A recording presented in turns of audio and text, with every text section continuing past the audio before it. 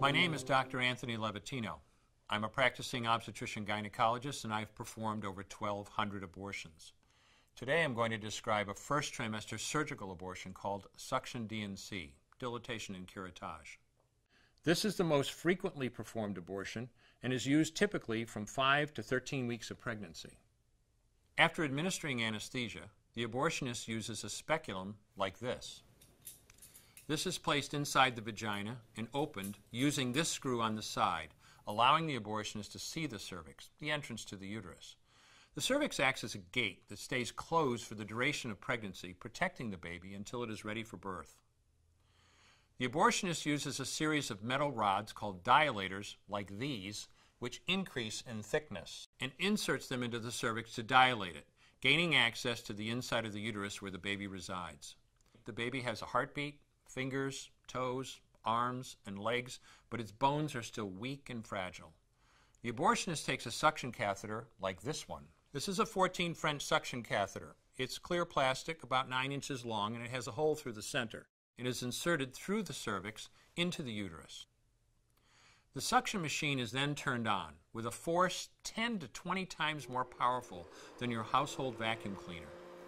The baby is rapidly torn apart by the force of the suction and squeezed through this tubing down into the suction machine, followed by the placenta.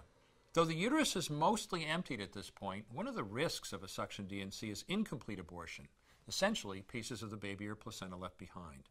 This can lead to infection or bleeding.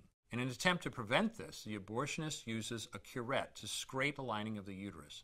A curette is basically a long-handled curved blade. Once the uterus is empty, the speculum is removed and the abortion is complete.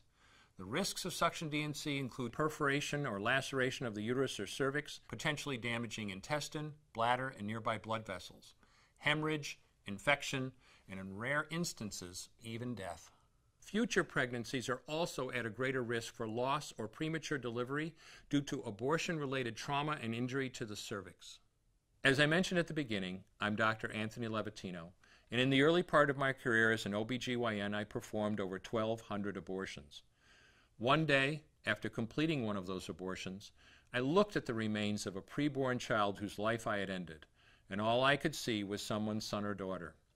I came to realize that killing a baby at any stage of pregnancy for any reason is wrong. I want you to know today, no matter where you're at or what you've done, you can change. Make a decision today to protect the preborn. Thank you for your time. I will no longer do any more abortions.